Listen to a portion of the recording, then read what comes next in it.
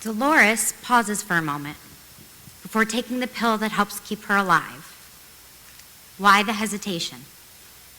Well, her medicine can make her sick when she takes it with an empty stomach. But to pay for this life-saving medicine, she had to forego buying groceries this week. There she sits, the pill in one hand, the other on her growling stomach, as her body trembles ever so slightly from the many years it has endured from this sickness and from the overwhelming frailty that comes from true hunger. Across town, there's a sweet little boy named Max who is trying so hard to listen to what his mother's telling him about the day, but she's drowned out by his rumbling stomach. He lays his head down. The summer heat makes the hunger that much worse. His mother can see the hunger in his eyes and can feel it in her own body. She's racked with guilt over the heartbreaking decision she made this morning and, sadly, many other mornings. Do I feed my child, or do I use what little money I have to pay for the gas to get to the job that keeps the roof over our heads? Today, filling up the tank to her barely running car to get to work won. And once again, Max went hungry. He doesn't know when he'll next eat. Neither does she. He prays hard and asks God to let it be tonight. Americans are hungry.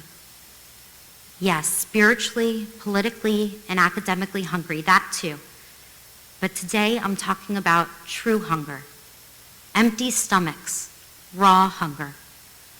I'm not even talking about the hunger we're feeling today, the refraining from eating for a holy purpose kind of hunger. I'm talking about chronic hunger, the kind of hunger you feel when you don't know when your next morsel of food will come, the not knowing what will have to be ignored in order to have something to eat kind of hunger. Today, on the holiest day of the year, we're called to think about those who go hungry on a regular basis. On this, our most well-known and widely practiced fast day, as we willingly deny ourselves food and drink in an effort to achieve spiritual renewal, we are given a tiny little idea of what it feels like to be hungry. I know I am longing for a glass of water. But others might have stomachs turning, heads aching, attention scatters, congregants look down at their watches, daydreaming of bagels and French toast soufflés.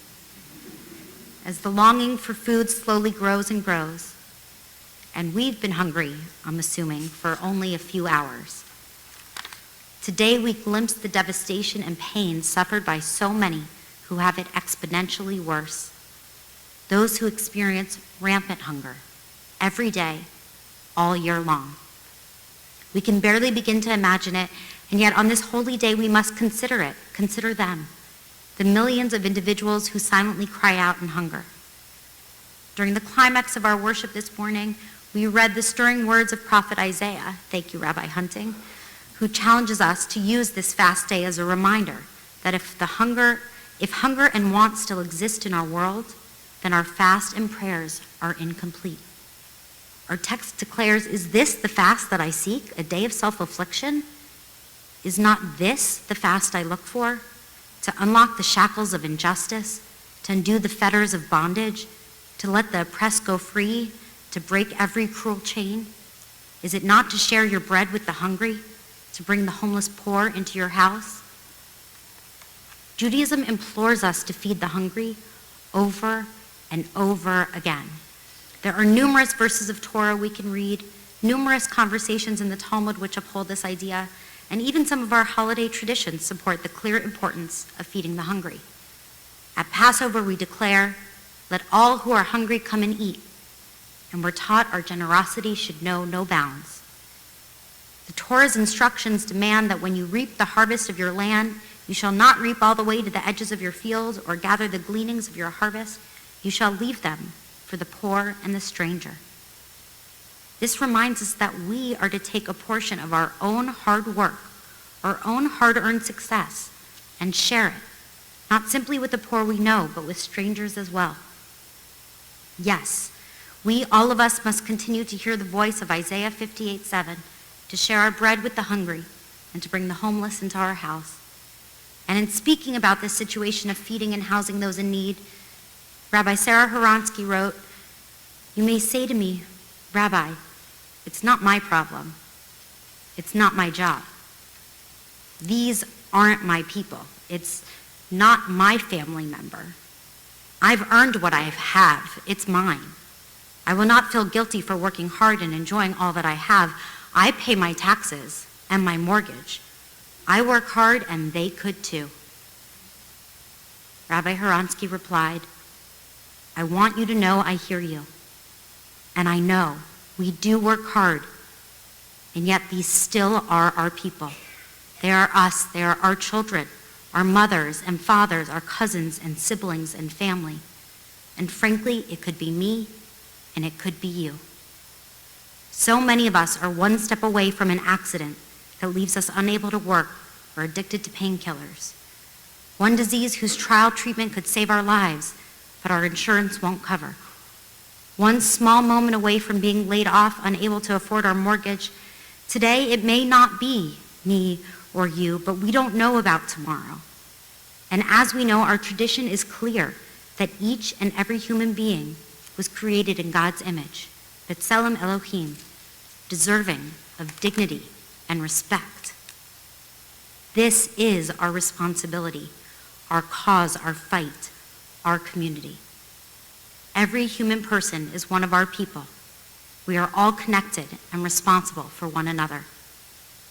Here in Sarasota, there are many people, particularly seniors, children, and veterans, who go hungry daily. Some may even be sitting in this room. 37% of households in Sarasota struggle to afford their basic needs, forced to make decisions between food and medicine, or between food and transportation, or between food and rent. Too many people struggle and walk through their lives truly hungry. It's not only our job to take care of our neighbors, but our privilege. Our sages explain that feeding the hungry is not simply required work, but it's one of our most important responsibilities on earth. There's a rabbinic teaching that when you're asked in the world to come, "What was your work?" and you answer, "I fed the hungry," you will be told, "This is the gate of the Lord. Enter into it, you who have fed the hungry." Here we see feeding the hungry upheld as a truly virtuous act. And there are no caveats to this story, no disclaimer on the commandment to feed others. If someone says they're hungry, we don't ask for proof, we don't question their motives, we feed them first and immediately. Hunger is an overwhelming problem, but it's not an insurmountable one. Not if we all care for the hungry and provide for them the way our tradition implores us to. On this, the Day of Days, as we recite Al Chet Shechatanu Lefanecha and plead for forgiveness for all our shortcomings, Rabbi Noah Farkas penned a plea for forgiveness for not having done enough. He writes, "God of compassion, you commanded us through your Torah, saying you will eat, you will be satisfied, and you will bless the Lord your God. But in your world of bounty, there are those who are trapped in the darkness of hunger. We are not so arrogant and stiff-necked to say before you that we have fulfilled the mitzvah of feeding the hungry and helping you to deliver them from the darkness to the light, because we have sinned, scoffed, and oppressed.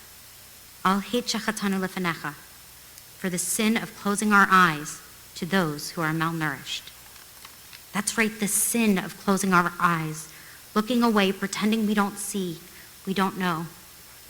Today, as we ask forgiveness and find in ourselves the urging to help those who are hungry, find food and eat, our High Holy Day food drive is a great first step, and I thank everyone who participated. I know All Faiths Food Bank greatly appreciates the donations, as do the people who fill their empty bellies with the food you brought in. But I want to offer a gentle reminder that we have bins for the food bank all year long. Every time you come to Sinai, you're encouraged to bring food with you to donate. If all of us brought one item every time we entered the congregation, we could feed so many hungry in our community. And it would be a step toward fulfilling our responsibility as Jews, and it would serve as lessons to others as well, that we are aware of our responsibility to care for those less fortunate. And I want to thank the Havarot and others that volunteer regularly, already working on hunger in our community. And I know the Social Action and Justice Committee has a lot they do as well, and they're always looking for more help. It makes me proud to know we have members of our community who give of themselves to feed others.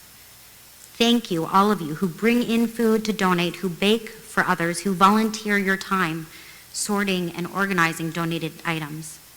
Thank you for all you do. I appreciate you. And I believe we as a community can do so much more. Along with the community service opportunities to directly give our food and our time, we can also participate in social action work that looks at the bigger picture of how to eradicate hunger in our community. I encourage you all to get involved by getting informed and lobbying for access to healthy foods, particularly for young children. We can act on our Jewish values by sending letters to politicians and calling their offices and advocating for federal nutrition programs. The funding for these programs are under aggressive attack, and we need to be vocal about our support to feed hungry children. Our nation should not be taking money away from these programs, but rather should be increasing the number of children and schools that can participate. And we should also recognize that advocacy for ending hunger goes far beyond funding federal nutrition programs. When reaching out to Nikki Fried, our current Florida Commissioner of Agriculture and Consumer Services, asking how we as Floridians can help end hunger in our state, she brought up the 1 million pounds of fresh produce we leave on the vines and ground each year because we don't have enough workers or volunteers to come and pick it. And she reminded me of the single mother who works 2 jobs and takes the bus to work, who can't get to a food store for fresh food and is too poor to provide for her family, but too well off to get financial assistance. If trying to eradicate hunger in America, each of us might consider pursuing causes that we individually believe can assist this issue. We might advocate for raising the minimum wage. We might consider offering more workers' visas to individuals who can pick the produce now left on the vines and grounds each year. These are just the possibility of first steps. There is so much to do and many ways to do it.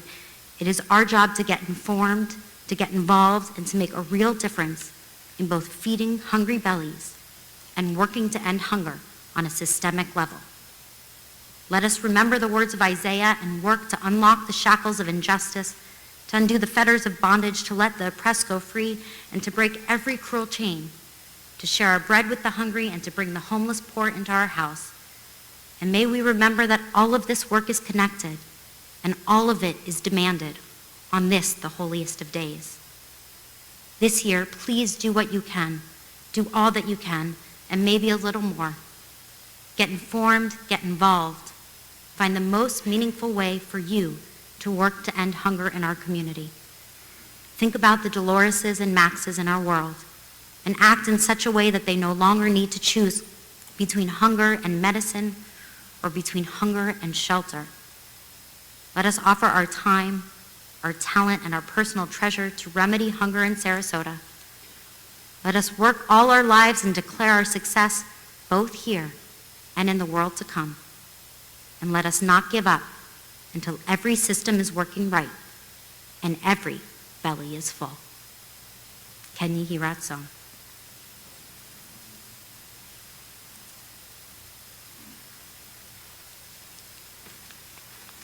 We continue back in our prayer book on page 39.